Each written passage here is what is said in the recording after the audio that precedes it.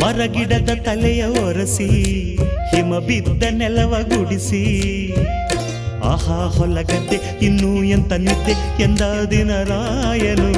ರವಿರಾಯ ನಿನ್ನ ಮನೆ ಕಾಯ